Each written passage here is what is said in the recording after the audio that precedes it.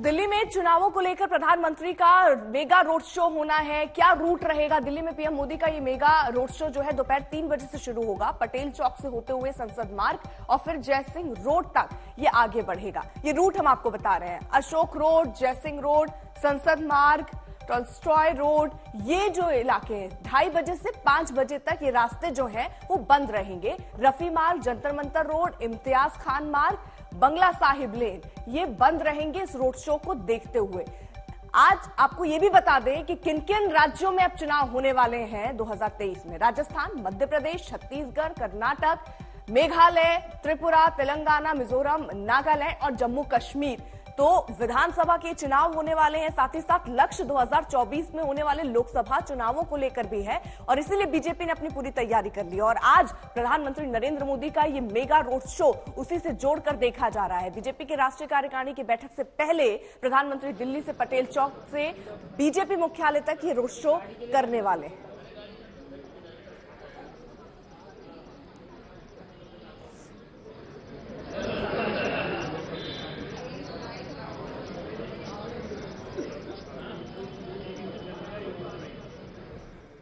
राहुल गौतम हमारे साथ हमारे सहयोगी इस वक्त जुड़ चुके हैं। राहुल, एक मेगा रोड शो की तैयारी आने वाले विधानसभा और लोकसभा चुनावों को देखते हुए आज किस तरीके के इंतजाम इसको लेकर हैं और इससे किस तरीके से हम ये समझे क्या शंखनाद करने की तैयारी बीजेपी की दिख रही है?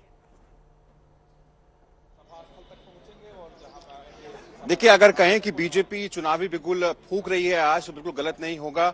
आज 10 बजे एक बैठक होगी जिसमें तमाम जो बीजेपी के चीफ मिनिस्टर्स हैं, फॉर्मर चीफ मिनिस्टर्स हैं, तमाम जो प्रदेश अध्यक्ष हैं, उनकी बैठक होगी यहाँ पर बीजेपी मुख्यालय पर। 2 बजे तक इस बैठक को ये चलेगी। उसमें एजेंडा सेट होगा कि 4 बजे जब राष्ट्रीय कार्यकारिणी की बैठक शुरू होगी एनडीएमसी सेंटर में, उस पर किन मुद्दों पर चर्चा होगी। और तकरीबन 3 बजे प्रधानमंत्री नरेंद्र मोदी एक रोड शो को लीड करेंगे जो कि पटेल चौक से शुरू होगा। पटेल चौक से होते हुए जो संसद मार्ग है उससे गुजरता हुआ वो जयसिंह रोड पर पहुंचेगा। बड़ा रोड शो है। प्रधानमंत्री नरेंद्र मोदी के नेतृत्व में जिस तरीके से जीत मिली है बीजेपी को गुजरात के अंदर, उसको भुनाने की कोशिश है। बीजेपी चाहती है कि लोगों तक और काडर तक ये मैसेज जाए कि किस प्रकार से लगातार बीजेपी गुजरात में अपनी जो मजबूती है उसको बनाए हुए हैं। और आने वाले जो चुनाव हैं, तकरीबन 9 राज्यों में चुनाव होने वाले हैं इस साल।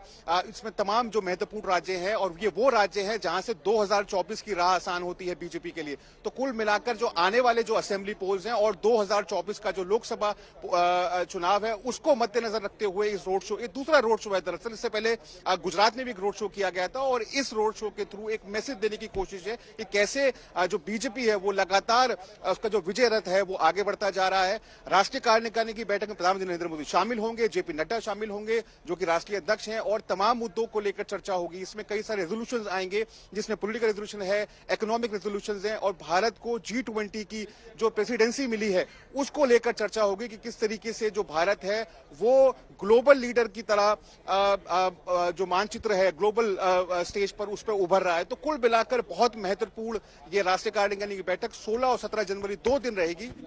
उसमें तमाम मुद्दों को लेकर एक खाका खींचा जाएगा कि आखिर आने वाले जो लोकसभा और जो विधानसभा चुनाव है उसमें बीजेपी कैसे बढ़त बना के रखे। तकरीबन 140 सीट्स ऐसी हैं लोकसभा की जिसको बीजेपी ने आइडेंटिफाई किया है। यहां पर या तो बीजेपी बहुत कम मार्जिन से जीती या फिर वो नंबर 2 या नंबर 3 पर रही, और इन तमाम सीटों पर फोकस रहेगा, उन पर चर्चा होगी। कर्नाटक को लेकर इंपॉर्टेंट डिस्कशन होगा। बताया जा रहा है कि जो जेपी नड्डा है और जो अमित शाह है गृह मंत्री, तमाम लोगों से मिल सकते हैं जो कर्नाटक से जुड़े हुए हैं ताकि उस राज्य को रिटेन किया जा सके। तो बहुत इंपॉर्टेंट ये मीटिंग रोड शो के जरिए ये मैसेज देने की कोशिश की जाएगी कि किस तरीके से पीएम मोदी की पॉपुलैरिटी गुजरात में अभी भी बरकरार है, पूरे देश भर में बरकरार है, और जो मोदी लहर है वो बिल्कुल मजबूती से देश में अभी भी चल रही है।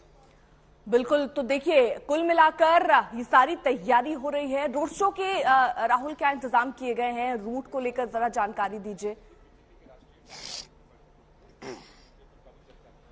देखिए, रोड शो तकरीबन 3 बजे शुरू होगा। पटेल चौक से रोड शो शुरू होगा। प्रधानमंत्री खुद इस रोड शो को लीड करेंगे। तमाम जो बीजेपी के आला नेता हैं इसमें शामिल होंगे। वहां से रोड शो गुजरता हुआ जो संसद मार्ग है, जो पार्लियामेंट स्ट्रीट है, उससे गुजरता हुआ जयसिंह रोड पर कल्मिनेट होगा।